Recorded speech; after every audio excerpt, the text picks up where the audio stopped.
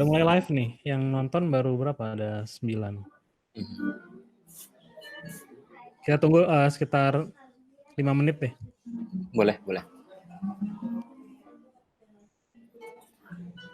Mungkin Dede mau nyanyi sambil nunggu. Orang Batak tadi itu, nyanyinya bagus kayaknya. Jangan saya dong. Dari jauh saya lihat kayak ini Mas Bayu Baja. Oh, Mirip ya? Mirip. Mirip ya? Si Dede ini nggak sopan, dia berapa kali ke Singapura menentang saya kemarin nggak bicara karena saya nggak lagi ada acara lain, jadi nggak bicara di Google Devfest. Ke Singapura nggak ngomong-ngomong. Siapa Mas ini, Dede? Iya. Sopan nih Dede ini. Tapi Mas gitu Mas, soal itu. Soal itu ya kan. Aku dititipin kali. Iya, nggak sopan ya. Kita nunggu sebentar lagi nih, udah mulai ramai. 5 menit lagi. Pengen ini singgah di Yunis, takut nggak dibukain pintu. Hah? Pengen ke rumah Mas Boris, takut nggak dibukain pintu. Ya enggak lah kamu. Udah tidur di masjid Mas ya? Di luar aja di masjid. Astagfirullah. Loh, ini bagus. Sekalian iyalah ya. Bagus. Siraman rohani sekalian kita. Iya, disiram sekalian sama air maksudnya. Air wudhu kali ya? Jangan lupa air keras ya.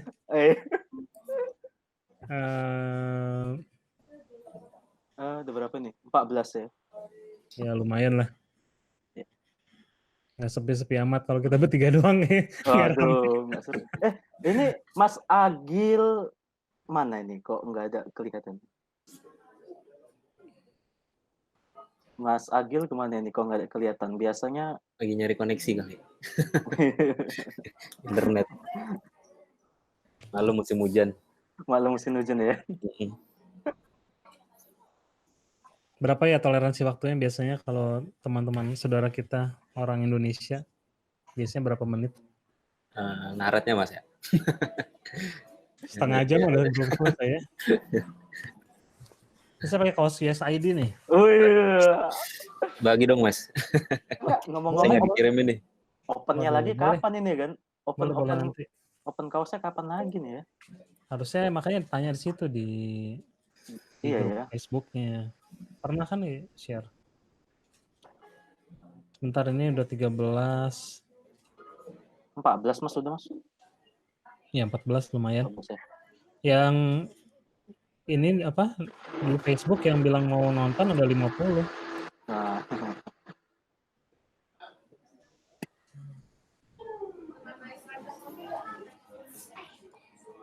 Tuh kita ada Solahuddin, ada juga Firsa, ada yang baru join juga Zainal. Nah mulai banyak nih. 2 menit lagi lah ya. Yap. Oke Mas. Sapa-sapa dulu ya kan, sapa-sapa. Halo semuanya. Itu ada tuh salam kenal dari Zainal. Salam kenal Mas Zainal. Yang lagi nonton dan mau join live videonya bisa klik link yang di live chat ya. Link di live chat.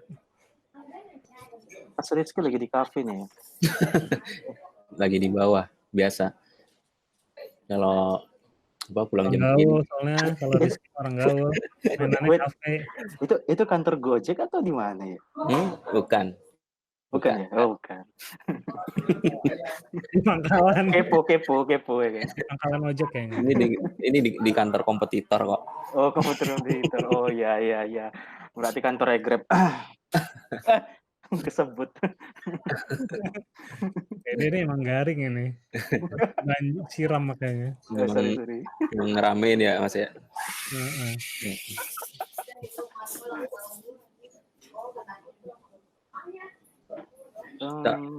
Sama Dede juga di kafe itu kayaknya. Iya, kafe di ruang tamu. Tadi kamar mandi mungkin nih. Kalau ada suara-suara masak blender gitu wajar lah. Asal jangan piring terbang aja. Syukurnya belum ada istri ya. Itu promosi ya? Enggak. Kok jadi bahas lain nih? Ini ada yang apa dari Palembang tuh, Ricky Mardianto. Bersama namanya Mas. Oh Kita mulai iya. aja ya, karena kita waktunya Boleh. sejam aja. Oke. Nggak apa-apa, ngebahas orang aja, ntar yang lain ini silakan join. Oke. Saya mulai dulu aja ya. Oke, siap. Bismillahirrahmanirrahim. Assalamualaikum warahmatullahi wabarakatuh. Waalaikumsalam Terima kasih buat waktunya, terutama Rizky. Ya.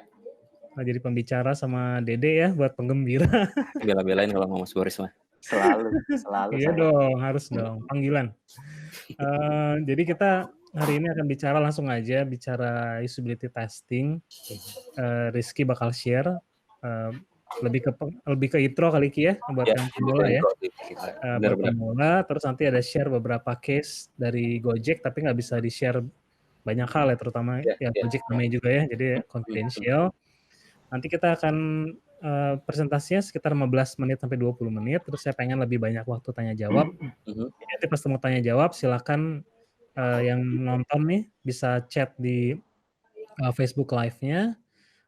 Saya agak susah kalau buka, bukan Facebook, YouTube Live. Saya agak susah kalau buka Facebook, jadi chatnya tolong aja ditulis di YouTube-nya. Buka-buka lah kalau keburu. Gitu aja langsung, mungkin kenalin sedikit ini yang ada di sini. Rizky silakan kenalin diri sebentar. Oke, saya Rizky Marita. Sebenarnya sekarang senior product designer di Gojek dan kebetulan dedicated team untuk GoFood. Jadi mungkin nanti kita ngebahas case study-nya juga seputar GoFood dan tanya jawabnya berdasarkan pengalaman saya di GoFood. Yap. Ya, terima kasih. Terus yang di sini wajib kenalin siapa itu? Iya. Dede. Oke, perkenalkan semuanya, saya Dede Yusuf, saya dari tripsetera.com. Saya sebagai UX dan UI designer-nya. Terima kasih. Oke ya, kita langsung mulai aja. Ki, silakan, the stage is yours. Silakan. Oke, ya. 15 menit ya. Oke, 2 jam Mas ya saya presentasi. Oke, 2 jam kita ini zikir. Tahlilan. Ya, silakan Ki. Oke, bentar Mas.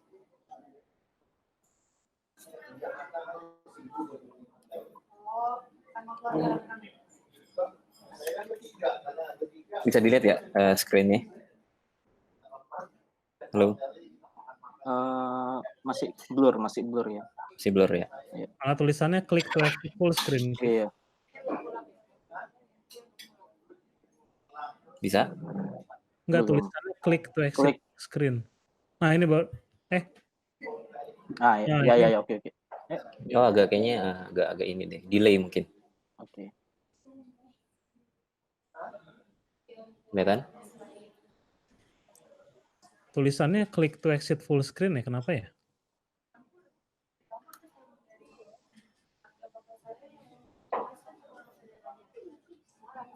Di pencet itu ya, di klik present ya?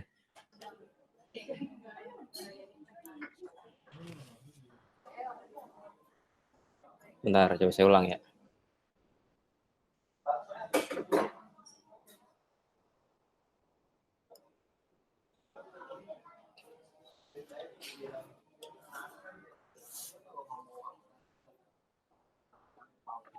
Halo?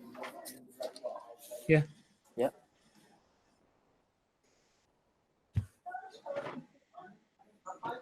Kelihatan, Mas? Ya, kelihatan. Full screen atau ada ininya?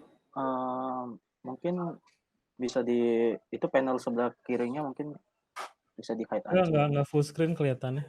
Cuman yang ada panel di kirinya. Iya.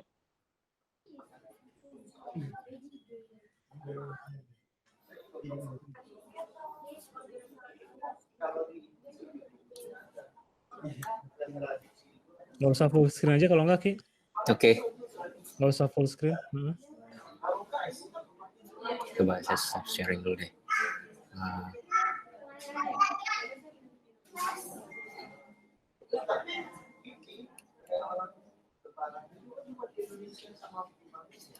Kelihatan, Mas? Ya. Kelihatan ya? Oke, full. Dia tolong di mute ya. Oke, di sini paling saya mau kasih intro ya sedikit sih sebenarnya basic-basic dari apa sih sebenarnya usability testing. Terus sebenarnya juga ada tadi pengennya nunjukin studi kasus Gojek, cuman ya nanti kita ditanya jawab juga bisa bahas itu juga. Oke. Pertama saya mau ngasih kenalan dikit sih sebenarnya usability testing itu apa sih. Kadang-kadang kan orang-orang itu bingung sebenarnya apa sih, buat apa juga sih usability testing itu sendiri. Jadi dari kata usability testing itu kan sendiri kalau bahasa Indonesia itu kayak ngetes kebergunaan suatu aplikasi ya. Jadi bisa dibilang untuk teknik atau metode research usability testing ini teknik buat ngebantu lah kita buat ngevaluasi usability dari di konteks ini katakanlah aplikasi kita ya, katakanlah di Gojek atau di GoFood. Terus kita bisa ngelihat apa aplikasi kita itu benar-benar usable nggak dari sisi kebergunaannya untuk user. Dan usability testing ini juga biasanya dilakuin pas tahap user experience sebelum masuk ke tim development. Jadi tujuan memang untuk ngevalidate desain yang kita buat, solusi yang kita buat dari findings atau problem sebelumnya yang kita dapat. Itu konteksnya sebenarnya usability testing itu seperti itu. Dan untuk menjadi usable produk itu konteksnya aplikasi kita itu harus sebenarnya harus di awal itu kita harus paham ada beberapa atribut atau bisa dibilang tolak ukur lah. Kalau teman-teman bilang dari kemarin tuh bingung soal gimana cara measure atau nentuin matrix dari usability testing itu sendiri. Jadi produk itu dikatakan usable itu harus ada beberapa atribut atau tolak ukur yang kayak gini nih. Kurang lebih sih ada 6. Di situ ada usefulness, itu kita mengukur seberapa berguna untuk pengguna dalam mencapai goal mereka. Jadi kalau aplikasi kita achieve goal mereka, jadi seolah-olah mereka termotivasi. Bukan seolah-olah sih, kenyataannya jadi mereka termotivasi untuk terus pakai aplikasi kita. Kayak gitu, itu tolak ukur dari sisi usefulness. Terus yang kedua itu ada efficiency. Itu seberapa akurat atau cepat pengguna dalam mencapai tujuan mereka. Misalkan kalau di GoFood itu konteksnya misalkan seberapa cepat mereka nyelesain order makanan atau nyelesain order GoRide segala macam kalau di Gojek. Itu untuk efisiensi. Terus untuk effectiveness itu seberapa mudah user itu pakai produk kita. Jadi gampang apa enggak sih pakai produk kita, itu effectiveness. Itu tolak ukur, salah satu tolak ukur juga. Terus ada yang berikutnya itu ada learnability. Itu sebenarnya hampir sama sih. Ini bagian dari effectiveness, mewakili seberapa mudah pengguna buat pakai aplikasi kita. Cuman konteksnya di sini adalah pengguna itu menggunakan aplikasi kita dalam jangka waktu tertentu. Misalkan kita udah lama nggak pakai aplikasinya, terus balik lagi nih, seberapa mudah atau seberapa efektif mereka bisa pakai aplikasi kita lagi. Jadi learnability-nya kita track juga di situ. Terus ada lagi berikutnya itu ada satisfactions. Ini lebih ke persepsi, perasaan sama pendapat pengguna sih. Jadi misalkan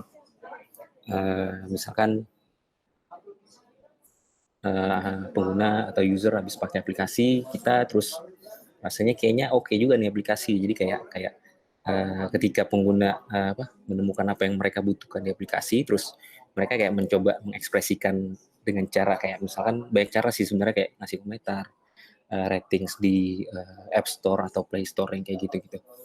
Dan satisfaction ini juga bisa diukur kalau di Gojek itu pakai SUS. Jadi kalau nggak salah sistem usability scale kayak gitu. Terus next itu ada accessibility. Konteksnya di sini accessibility itu aplikasi itu biasanya kalau di sini konteksnya kayak untuk disabilities atau disabilitas. Misalkan orang-orang yang mohon maaf misalkan tunanetra yang seperti itu bisa menggunakan aplikasi kita. Banyak kalau nggak salah beberapa startup di Indonesia udah memperhatikan di sisi accessibility di sini, terutama mungkin e-commerce ya mungkin. Oke. Itu beberapa poin atau atribut atau bisa dibilang tolak ukur lah untuk produk kita itu bisa disebut usable untuk pengguna. Terus kenapa sih usability testing itu penting? Jadi ada beberapa aspek sih sebenarnya. Ada 3 itu yang saya pelajari dan ngobrol-ngobrol juga sama tim research itu. Yang pertama itu informing design. Informing design itu lebih ke tim design sama tim research sebenarnya. Tujuan utamanya itu dari usability testing itu kan kita ngumpulin data, identifikasi, terus kita benerin produk-produk kita, validate sebelum kita merilis solusi atau produk kita tersebut. Terus informing design ini kayak apa ya? Kita itu menciptakan produk yang useful atau bermanfaat untuk pengguna. Terus itu salah satu benefitnya. Terus kita menciptakan produk yang mudah untuk dipelajari. Terus kita produk kita membantu pengguna menjadi efektif dan efisien dalam melakukan apa yang mereka butuhkan atau apa yang mereka ingin lakukan. Terus part of yang terakhir itu biasanya satisfaction tadi sih, kayak memuaskan pengguna, itu untuk informing design. Terus yang kedua itu eliminating design problem sama frustration. Di sini ini penting sih sebenarnya, banyak cerita juga, pengalaman pribadi juga. Eliminating design problem and frustration ini kan hubungannya antara produk kita atau bisnis atau organisasi lah. Katakanlah misalkan Gojek sama usernya. Jadi kalau kita katakanlah menjunjung tinggi lah selalu memvalidasi desain kita pakai usability testing atau metode research yang lainnya, berarti kita tuh kayak pengguna kita itu menjadi prioritas kita. Yang paling berasa itu kalau pengalaman saya pakai produk itu kayak saya pakai Dropbox. Dropbox itu yang ada di pikiran saya adalah ketika mikir misalkan di Dropbox kayaknya ada kurang ini nih, kayaknya harusnya ada fitur ini. Jadi mindset saya itu Dropbox nih pasti nanti suatu saat akan bikin fitur yang saya butuhin ini. Jadi lebih ke situ untuk eliminating design problem sama frustration.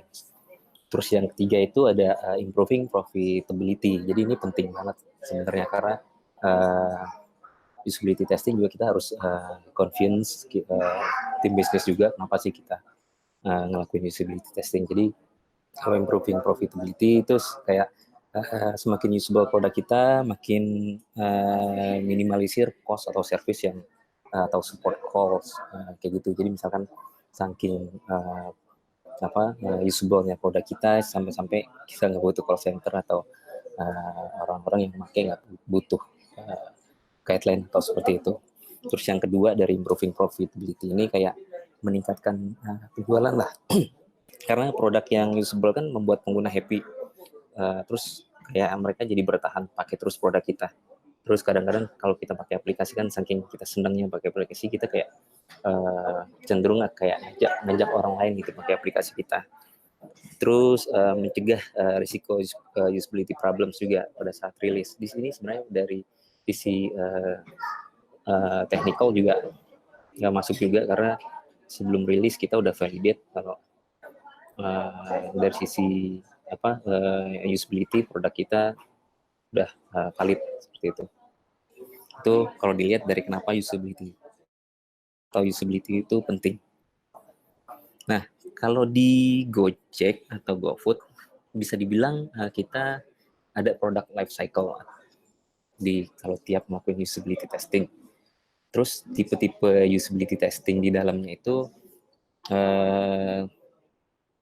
dapat dibedakan berdasarkan kondisi produk dan waktu yang dimiliki untuk melakukan tes. Jadi cycle-nya itu masing-masing cycle itu ada tipe-tipe usability testingnya. Kalau dilihat dari gambarnya di situ ada 3 cycle-nya kan. Jadi ada prototype design ending, terus next itu ada final testing and product launch, terus yang ketiga itu needs analysis and requirement gathering. Jadi dari 3 ini ada tahap-tahap atau tipe-tipe usability testing.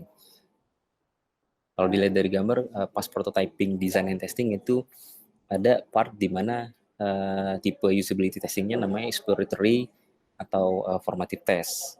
Terus masih di prototyping, design and testing, ini ada lagi yang assessment atau summative test. Nanti saya jelasin lebih detail soal ini. Terus final testing and product launch itu lebih ke validation and verification test. Terus next itu ada under needs analysis, itu ada exploratory test on features, terus follow up assessment test on previous release, terus di tengah-tengah ada comparative test between competitive products. Jadi comparative ini sebenarnya di tengah-tengah karena dia sebenarnya applicable buat di semua cycle-nya dari awal sampai akhir. Nah, saya jelasin sedikit lagi. Jadi product life cycle yang pertama itu, tipe yang pertama itu exploratory tadi atau formative test. Nah, exploratory or formative test ini kapan sih kita pakainya? Jadi kalau bisa dibilang ini nih exploratory or formative test ini dilakuin pas tahap awal development cycle, tapi lebih ke fundamental atau high level design-nya, bisa dibilang kayak wireframe. Jadi kayak kita desainer provide wireframe untuk dites, terus kita kayak ngeliatin reaksi pengguna pas memakai wireframe kita. Jadi levelnya masih high level design. Terus metode ini bertujuan untuk sama sih sebenarnya untuk nentuin gimana orang memahami konsep produk kita, terus bagaimana proses mental mereka bekerja saat mereka menggunakan produk itu. Objektifnya itu sendiri memang sebenarnya tujuannya bisa dibilang spesifik untuk menguji efektivitas dari konsep desain tersebut.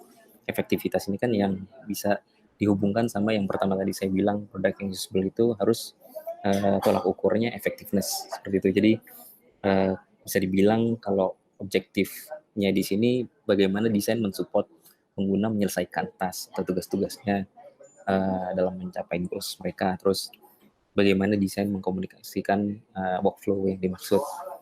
Terus bagaimana desain kita itu membantu pengguna pindah atau menelusuri aplikasi kita dari halaman ke halaman. Tentunya berdasarkan goals yang pengen mereka capai. Itu exploratory or formative test. Jadi ini benar-benar di early proses dari development cycle, dan ini khusus untuk fundamental atau high level design. Terus yang kedua itu ada assessment or summative test. Kapan sih assessment or summative test ini? Jadi secara normal sebenarnya ini dilakukan setelah exploratory tadi. Jadi levelnya ini dilakuin di tengah-tengah setelah exploratory, terus setelah fundamental dan high level design tadi.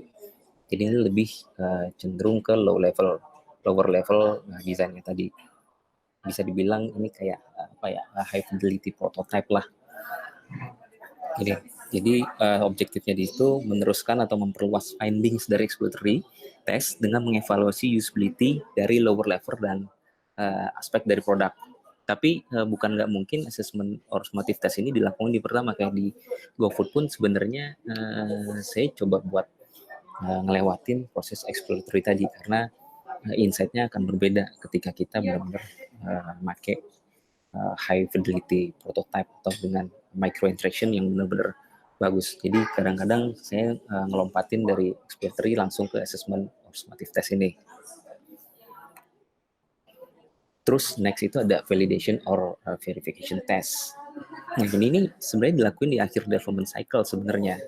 Lebih dekat sama rilis produk atau sebelum rilis produk. Jadi kayak kita jadi sebelum rilis ke production itu kita tes ke beberapa user, tentunya dengan matrix yang kita ukur di situ.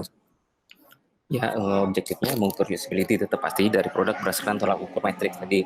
Terus memastikan bahwa masalah usability testing yang diidentifikasi pada tes sebelumnya itu kita pastiin benar-benar teratasi di sini, bahkan mungkin lebih cepat. Terus memastikan bahwa produk kita itu sebelum rilis itu memenuhi standar. Itu fungsi dari validation or verification test. Dan yang terakhir tadi yang saya mention itu conversion test, yang mana sebenarnya conversion test ini bisa digunain di semua product cycle tadi, bisa di awal, di tengah, atau di akhir, atau bersamaan sama exploratory, assessment, ataupun validation tadi. Terus objektifnya itu sendiri sesuai namanya itu comparison test, itu membandingkan 2 atau lebih desain yang berbeda.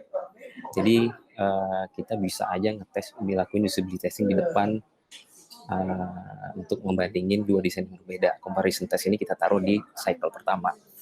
Terus membandingkan produk kita dengan pesaing, kompetitor. Terus mengukur desain mana yang mudah digunakan atau dipelajari, itu kayak compare version A sama version B. Itu bisa dilakuin di awal juga comparison test. Terus memahami kelebihan dan kekurangan dari desain yang berbeda tadi. Jadi kita tetap compare version A, version B, terus kita tes ke user mana yang mempunyai kelebihan, mana yang kekurangan dari sisi user. Nah, usability testing sendiri itu sebenarnya ada beberapa proses kita untuk melakukan usability testing. Normal sih sebenarnya ada sekitar 8 ya. 8, cuman kadang-kadang suka di mix. Tapi kalau di sini ada beberapa proses yang harus dipersiapkan sebelum dan pada saat melakukan usability testing. Itu yang pertama itu test plan. Test plan ini penting banget. Kalau di Gojek atau di GoFood, test plan ini sendiri biasanya kita kolaborasi bikinnya, karena test plan ini kan fondasi atau kerangka dari usability testing tadi. Terus benar-benar terperinci, kita harus bikin dari mulai background, objektif, terus ada metodologi, terus kita harus ngedefine atau ngedetermine partisipan kriteria, terus number of partisipan yang harus kita ajak untuk usability testing, terus tools apa sih yang kita pakai untuk usability testing, terus untuk nentuin timeline-nya, terus budget untuk insentif atau dan lain-lainnya, terus ada interview guideline yang task list. Di sini kita benar-benar kolaborasi sama tim research untuk menentukan itu. Terus yang kedua itu ada testing environment. Jadi kayak kita mempersiapkan atau menentukan lokasi atau tools, atau kita harus benar-benar mastiin orang-orang yang terlibat di dalamnya kayak researchers, moderator atau observer. Jadi benar-benar dipersiapkan di sini. Misalkan lokasi kita mau usability testing di mana, terus mungkin di lab mana, seperti itu. Terus untuk yang ketiga itu find and select participant, itu ya biasa kita menentukan karakteristik dan kriteria. Jadi yang kayak tadi saya mention di test plan, sebenarnya di sini yang ketiga ini bagian dari test plan untuk mengatur jadwal partisipan, menentukan karakteristik kriteria, dan tentu menentukan jumlahnya. Terus yang keempat itu prepare test material, itu mempersiapkan materi seperti interview guideline, script, test skenario, sama pertanyaan-pertanyaan tadi, yang mana ini juga part of dari test plan itu tersebut. Yang kelima itu conduct test sessions, itu kita pas sesi tesnya. Terus yang keenam itu debrief the participant and observer. Jadi setelah kita conduct test session, observer melakukan review atau tanya jawab sama partisipan. Terus yang berikutnya itu analyze data and observations. Setelah kita dapat insight segala macamnya, kita tugas researchers mungkin juga bisa ngajak product designer dan lain-lainnya untuk membanding data, nge-summarize datanya, terus menganalisa hasil usability tersebut. Terus yang terakhir itu report findings and recommendation. Ini yang paling penting juga terakhir, karena ini stakeholders yang lainnya akan lihat findings atau temuan-temuan kita di teman-teman dari usability testing kita. Dan isinya itu ada report findings-nya sama recommendation. Recommendation ini bisa dari user tim research-nya sendiri, rekomendasi apa untuk nge-tackle problem atau insight yang dikasih sama usernya gitu. Ya mungkin thank you, mungkin itu aja sih dasar-dasar basicnya untuk usability testing. Ya, thank you Mas Boris. Terima kasih Rizky. Yep. Ada yang mau di-share dulu nggak sebelum pertanyaan tentang apa yang contoh nyatanya gitu dari Gojek, atau nggak boleh di-share? Halo, gimana? Bisa di-share dulu, mungkin ada real case tadinya, atau boleh di-share atau enggak? Contohnya aja. Contohnya mungkin verbal aja mungkin Mas ya. Jadi gitu. karena ini kan misalnya ini tadi dibilang ada usable product, ada beberapa hal itu kan, kayak usefulness segala macam ya, efficiency, effectiveness, learnability segala. Nah itu gimana cara nyambunginnya dengan usability testingnya tuh? Ya, jadi kalau bisa dibilang kan start awalnya itu kayak dari kita nentuin objektifnya kan bareng-bareng Mas. Jadi kita tahu research case-nya seperti ini. Misalkan kita punya misalkan di GoFood research background-nya seperti ini, masalah ratings ya. Jadi kita tentuin research background-nya itu apa, terus kita yang mau kita solve itu apa. Itu di research background. Misalkan masalah rating, kita pengen misalkan ada isu atau challenge terkait tentang low awareness tentang merchant ratings atau lack of rating accuracy, seperti itu. Itu research background. Terus kita nentuin business objective atau research objektifnya di situ. Dan setelah dapat research dan bisnis objektifnya itu tersebut, kita lari ke metodologi. Nah, metodologi ini yang ngejembatanin antara tadi yang saya bilang tolak ukur usability testing tadi. Tolak ukur produk itu dikatakan usable. Misalkan metode yang kita pakai kan usability testing. Terus user performance yang pengen dievaluasi itu atau tolak ukurnya seperti apa, misalkan effectiveness, satisfaction, and pain point. Dari case yang tadi, misalkan satisfaction tadi kan saya bilang kita pakai sistem usability scale untuk survei, terus effectiveness misalkan case-nya di sini misalkan pengguna itu sukses melakukan task dari misalkan ngasih ratings untuk GoFood. Terus kita juga lihat pain point-nya di situ. Jadi memang dari metodologi ini kita ngonekin antara satisfaction, effectiveness tadi. Jadi bisa dibilang matriksnya di sini. Itu Mas. Oke. Bayang Ada nggak mau Mas? tanya? Ya, terima kasih Eki ya pertanyaannya. Ada yang bertanya dulu nih yang online sekarang nih, ada Dede sama siapa nih? Muhammad siapa nih? Sorry saya nggak. Dede mau tanya dulu deh.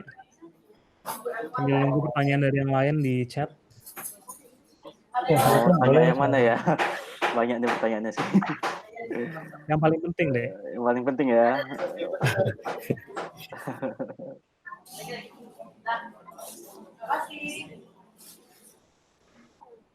Ini mungkin ini nih dari Dede nih udah nulis nih. Banyak Hal apa aja yang boleh atau tidak jangan dilakukan ketika berinteraksi ya. dengan user selama usability testing. Apa yang boleh atau apa yang nggak boleh dilakukan selama usability testing? Halo? Ya. Selama usability testing itu biasanya ya terkait pertanyaan, misalkan kita nggak boleh melempar pertanyaan yang leading question seperti itu. Terus yang harusnya yang questionnya pertanyaan yang open seperti itu. Terus misalkan kita juga nggak selama berdasarkan pengalaman sih, kalau pas usability testing itu nggak boleh memprovokasi penggunanya, misalkan ngarahin jalannya tas dan terus misalkan kita nggak boleh ngasih clue seperti itu. Jadi intinya kita ngikutin guideline-nya. Kalau setiap usability testing kan kita tiap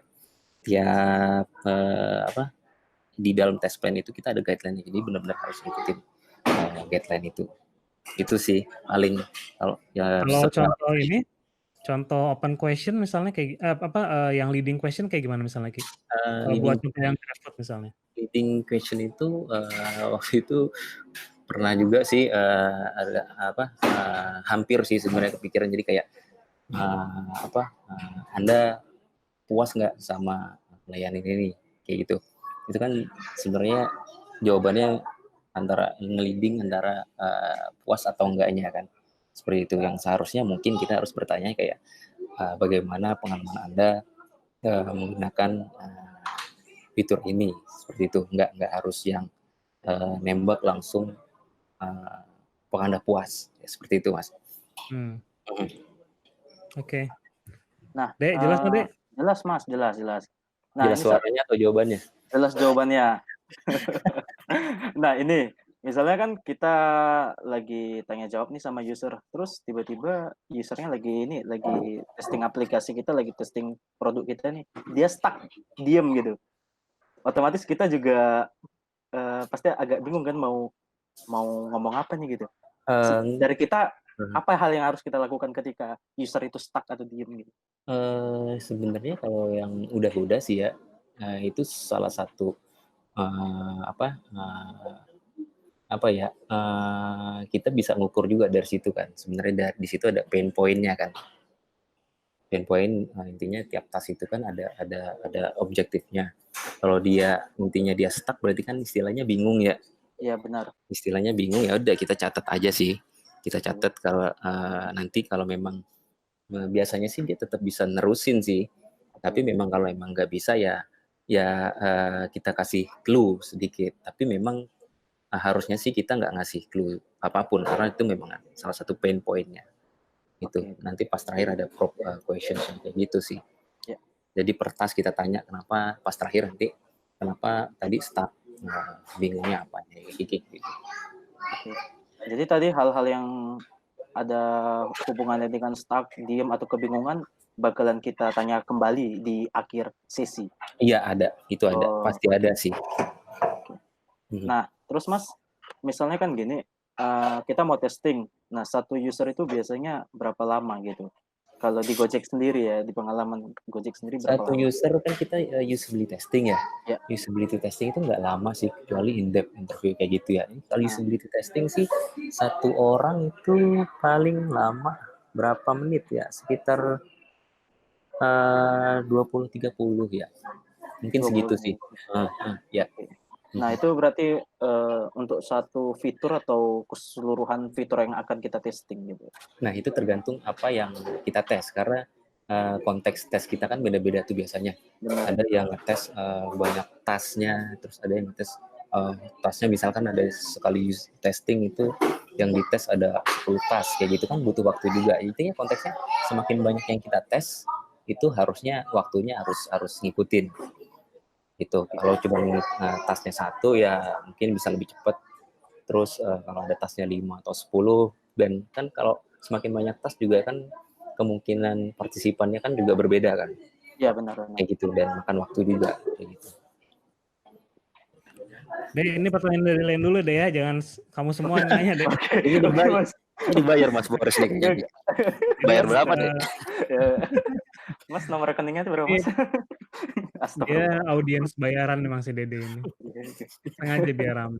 Ya ini saya sengaja waktunya agak banyak buat pertanyaan soalnya itu yang orang-orang biar nggak penasaran. Ya, jadi kalau lihat di di YouTube-nya banyak pertanyaan nih. Misalnya pertama contoh kedengeran ya Ki ya? Kedengeran. Gimana cara mendefine tingkatan dari satisfaction? Ada contoh ini nggak? Contoh konkretnya nggak sih? Apa yang dirasakan oleh partisipan tuh gimana sih satisfaction-nya? Apa yang diukur gitu dari satisfaction? Kayak tadi yang saya bilang itu kalau ngukur satisfaction itu kan kita pakai istilahnya framework-nya kayak SUS gitu ya, System Usability Scale gitu Mas. Halo? Iya. Oke, dengar. Nah, jadi SUS itu kan SUS analisis itu ada standar pertanyaan di situ Mas.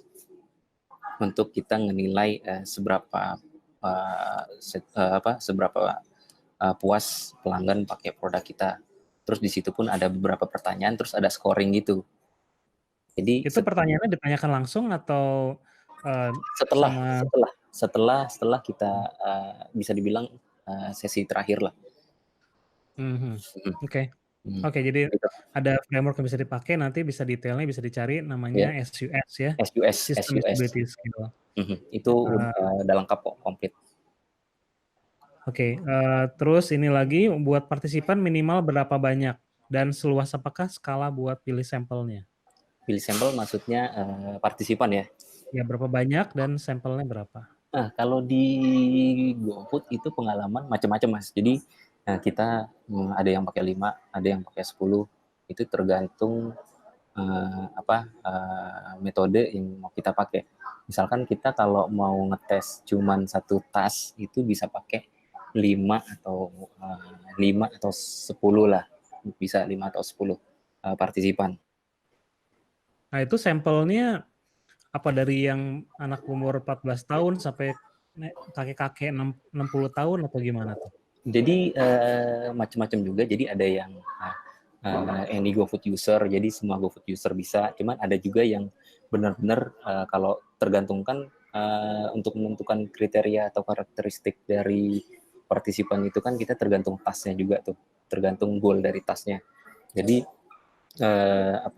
misalkan saya pertama itu sih biasanya untuk nentuin partisipan itu kita harus tahu karakteristik dari si partisipan itu. Misalkan saya mau ngetes seberapa mudah orang order makanan di GoFood. Otomatis kan karakteristik orang itu kan orang yang order sendiri GoFood itu sendiri kan. Terus pengguna pengguna GoFood yang kayak gitu. Jadi karakteristiknya ditentuin di situ, Mas. Sesuai dari tasnya tadi. Itu untuk awal. Dari tasnya dilihat Ya, ya. objektif dari tas tersebut. Jadi Terus nanti tadi kita ngambil yang order food berarti campur lihat data juga ya. Berapa banyak yang siapa yang order, siapa aja gitu, baru ditentukan usernya gitu ya.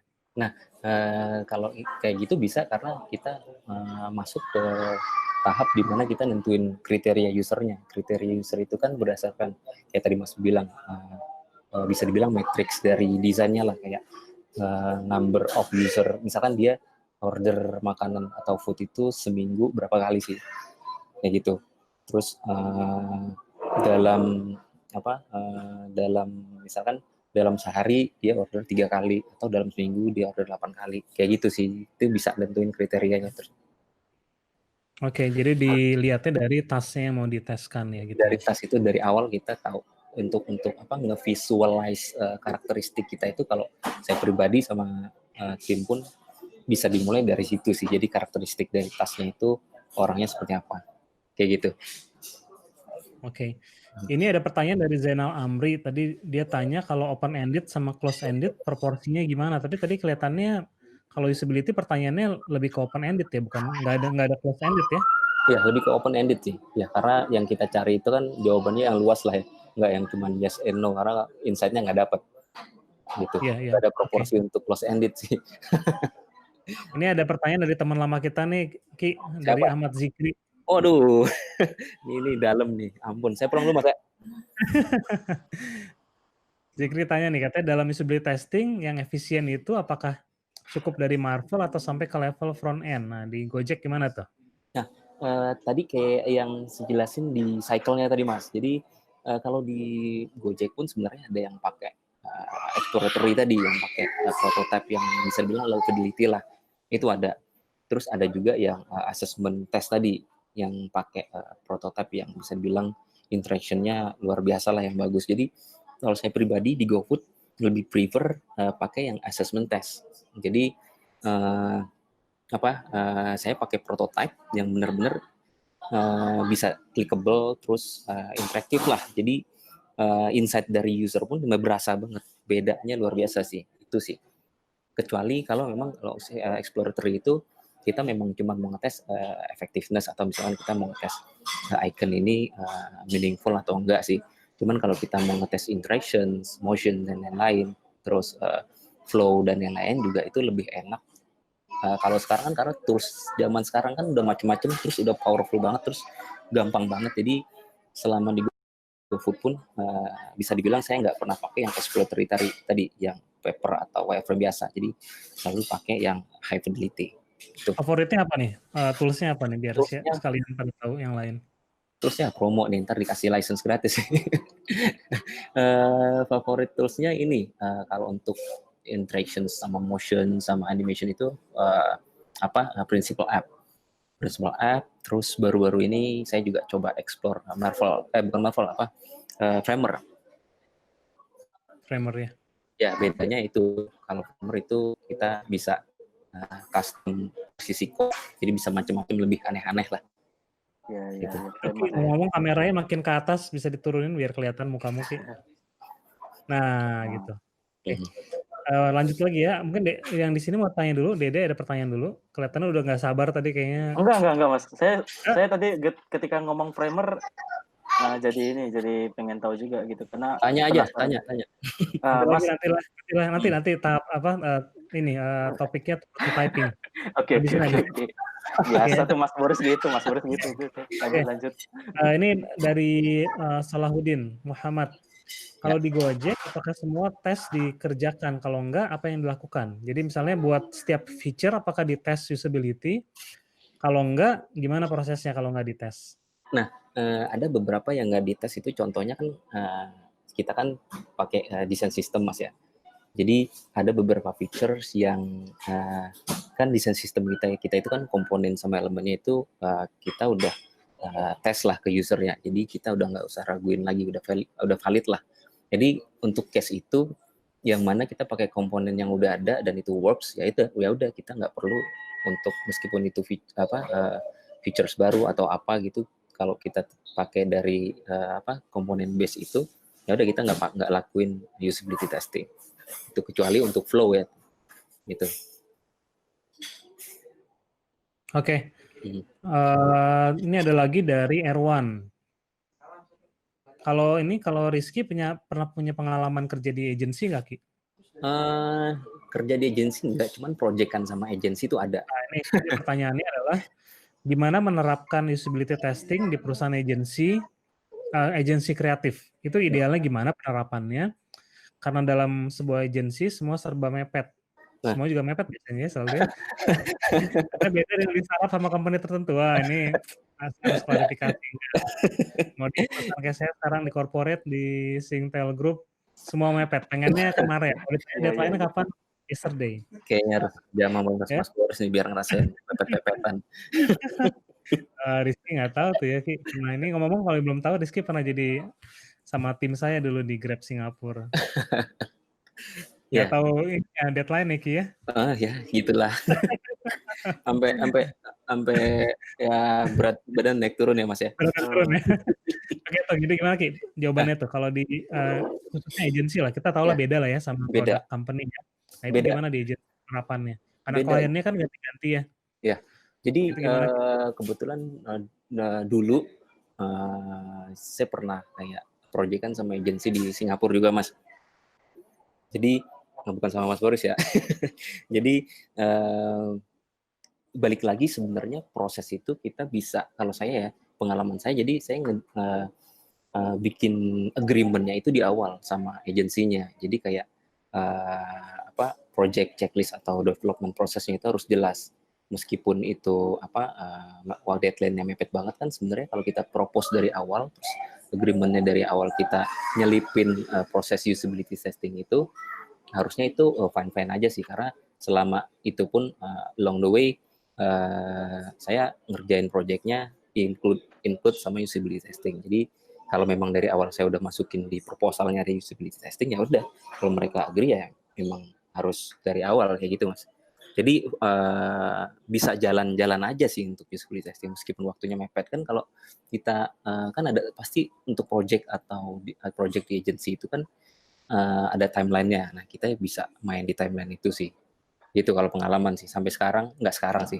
Ntar diomelin kalau sekarang project kan.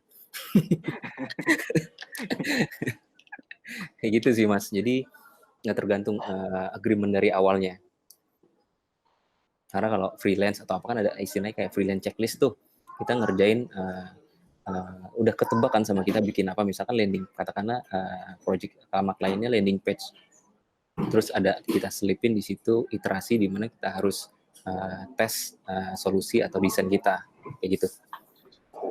Jadi dari awal harus jelas kita punya plan-nya bahwa bakal ada waktu buat usability testing gitu ya. Iya, karena itu sebenarnya bisa terjadi memang, karena klien kalau kita propose yang kayak gitu kan pasti mereka ngelihat juga ternyata ada proses itu. Kalau mereka agree ya udah kita fine aja jalan gitu. Oke, sip. Jadi nyambung juga pertanyaan saya tadi dibilang kan tentang meng-convince bisnis buat ngelakuin usability testing. Nah, kalau di tempat sekarang itu challenge-nya apa, Ki, buat meng-convince bisnis buat, atau nggak ada challenge ya kalau di Gojek? Gimana? Jadi balik lagi sih, Mas. Dari desain proses itu kan kita ada challenge yang kita tackling lah ya di situ. Yang mana di awal kita udah ngelibatin tim bisnis. Jadi ya memang usability testing itu memang kalau di Gojek itu part of dari design proses. Jadi ketika fase understanding, kita discuss di situ problems-nya dan kita juga nentuin solutions-nya. Jadi ya kayak usability testing ya memang kalau di Gojek ya memang ya kita nggak harus nge-convince ke bisnis karena memang itu part of dari desain proses. Ketika mereka udah deal sama desain proses kita, yang mana ada salah satu validate, ada fase di mana kita harus validate solusi itu. Ya mereka sih kalau di Gojek open dan oke aja sih mas. Itu justru mereka memang pas saya join mereka open banget untuk melakukan usability testing dan tim research kita pun tuh kayak support banget untuk melakukan usability testing. Jadi kayak selama di Gojek nggak ada hambatan sih untuk convince bisnis untuk itu karena mungkin mereka udah tahu ya benefit dari usability testing itu sendiri karena kan sebelum rilis udah benar-benar valid seperti itu dan meminimalisir resiko juga kayak gitu mas. Iya.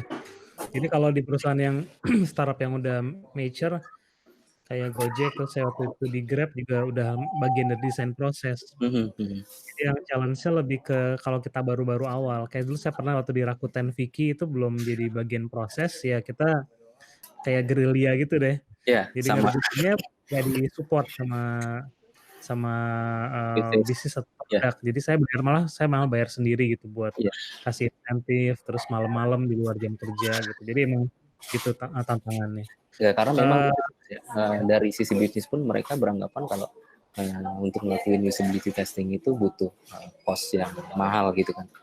Padahal kan untuk sekarang kan udah banyak banget tools atau cara yang mudah banget untuk dilakukan. Salah satunya yang Gorilla usability testing itu. Gitu. Ini ada pertanyaan lagi nih dari Zikri nih, kayaknya dia ngetes kayaknya ya. Iya. Zikri ini apakah usability testing sama dengan A/B testing?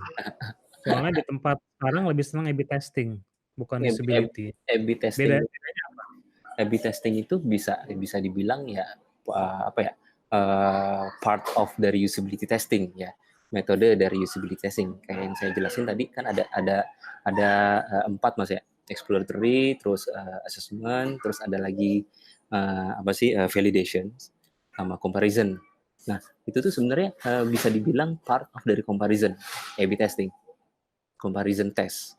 Jadi kita nge-gather data di situ kan untuk ngebandingin desain kita yang lama sama yang baru. Nah itu sebenarnya part dari usability testing dari yang comparison tadi. Itu bisa masuk di situ. Itu kalau pengalaman saya sih. Jadi kalau di Gojek itu kan sebelum rilis dia istilahnya validate juga sih di situ. Dia validate karena validation pun sebenarnya bisa dibarengin sama comparison tadi. Exploratory juga bisa dibarengin sama comparison. Assessment test bisa dibarengin sama comparison. Nah ini case yang ini itu bisa dibilang dibarengin sama validation and comparison. Validation itu kita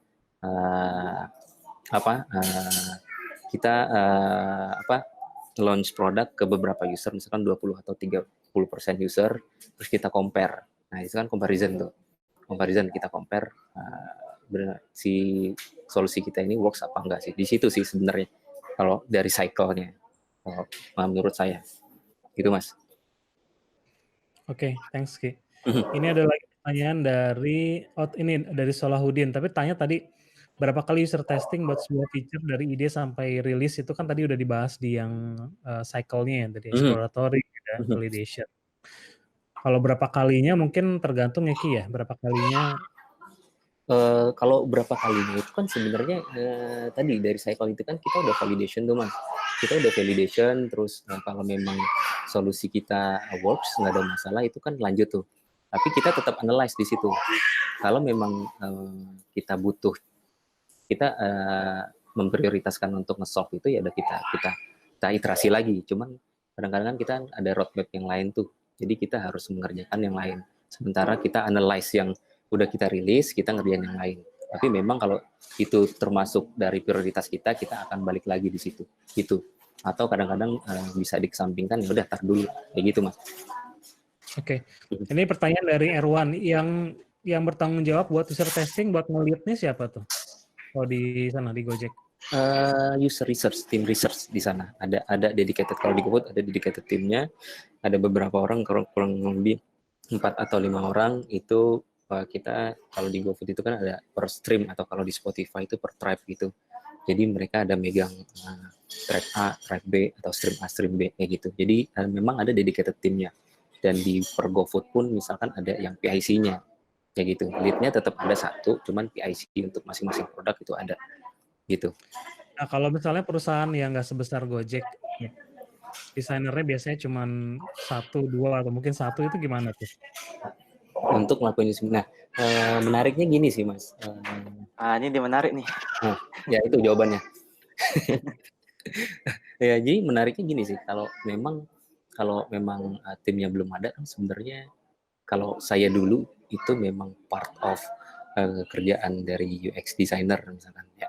Jadi ibaratnya gini, skill dari UX designer itu harus bisa sampai ke situ untuk ngevalidate karena dulu saya juga sempat kerja di tempat yang benar-benar belum ada research timnya. Jadi kayak ya udah UX designer itu generally ya ngerjain semua proses desain proses itu sampai ke validate kayak gitu. Jadi memang kalau zaman dulu skill UX designer itu udah macem-macem, kayaknya bisa semua gitu. Master di A, master di B kayak gitu. Gitu Mas. Jadi ya itu. Sebelum kita mau selesai sebentar lagi, 5 menit lagi. Ini pertanyaannya masih ada banyak tentang ini sih, Ki, tentang matriksnya. Kelihatan masih pada bingung gimana sih nentuin matriksnya dan ukurnya gimana. Mungkin lebih bukan di tahap ini kali ya, kita mungkin nanti bikin talk lain ya.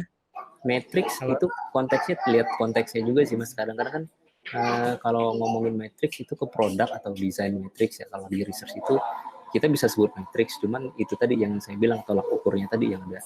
Kita kan mau ukur kayak usefulness-nya, terus effectiveness, efficiency-nya, terus ada lagi satisfaction. Paling kalau di user research atau usability testing itu yang bisa diukur itu gitu. Itu sih kalau dari pengalaman saya juga kalau tiap bikin measure sesuatu refernya ke situ tadi, ke tolak ukurnya tadi gitu. Jadi kayak misalnya tadi efisiensi kan hubungannya dengan waktu ya, speed kan. Nah kalau kita bicara misalnya yang lagi redesign mungkin redesign buat rating ya Ki ya. Itu diukur nggak sih kecepatannya? Itu enggak, yang diukur itu lebih ke satisfaction sama effectiveness ya gitu Mas. Jadi effectiveness mereka menyelesaikan flow ratings itu gitu. Kecepatan gitu ya. Ya, jadi yang diukur lebih ke effectiveness sama satisfaction sama biasalah tiap usability testing kita pasti lihat ke pain point-nya gitu. Mungkin nanti buat lebih detail matriks pengukurannya harus yang lebih advance topiknya nanti kita bikin lagi lah. Rizky kayaknya senang sharing, jadi nanti kita panggil Rizky lagi atau nanti tim kalian. Terus kali ini bukan pertanyaan tapi komen dari Agil nih. Dia suka sama UI UX GoFood yang sekarang. Wah. Makasih. Dia nggak nyebut GrabFood. Belum tahu dia ngerjain GrabFood siapa. Orang belum dibikin ya saya. UI ya, UI kalau ngomongin UI di GoFood itu memang sebenarnya kita punya desain sistem ya, cuman memang kalau di GoFood itu bisa dibilang menginisiasi beberapa UI duluan kalau di GoFood karena memang use case-nya itu dimulai dari GoFood gitu. Tapi ada beberapa part di mana kita pakai komponen atau desain dari GoRide dan lain-lain gitu. Intinya stylenya sih harusnya satu style sih karena kita pakai desain library gitu. Oke, ini satu pertanyaan kali terakhir mungkin kalau kecuali nanti Dede ada pertanyaan. Ya.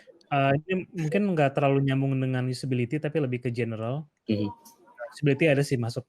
Jadi katanya dari Agil nih, dari desain lama sampai yang desain yang sekarang yang baru GoFood itu iterationnya berapa kali dan siapa aja persona yang ditarget?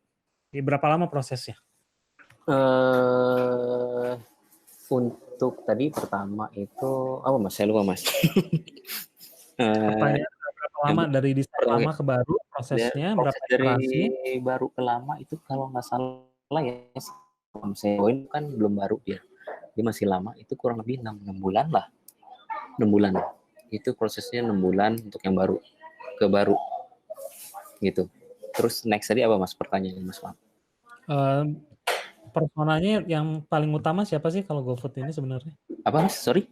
Personanya yang paling utama, primary personanya siapa? Oh, primary persona untuk redesign itu sebenarnya kita kriterianya ada banyak Mas. Kriteria untuk apa namanya segmentation usernya. Jadi kita bisa lihat dari kayak kriteria kan bisa dibilang levelingnya kayak power users, terus low users atau non GoFood user, social fit user yang seperti itu. Jadi bisa dibilang segmentationnya seperti itu, gitu. Lebih ke ini ya, jadi ada dihubungin sama bisnis matrix-nya ya? Ada di sampingnya itu pasti ada. Untuk nentuin kriteria itu pasti kita ngonekinnya ke bisnis metric. Kalau untuk nentuin karakteristik kita nentuinnya refernya ke tadi yang task objektif tadi, gitu. Iya. Mungkin buat tambahin juga kalau sharing ke Agil, kalau yang saya juga sama waktu itu di Grab. Jadi personanya mungkin yang kita tahu persona dari buku Alan Cooper itu agak-agak udah lama gitu ya. Iya benar. Personanya sama, hampir mirip dengan yang di Gojek juga.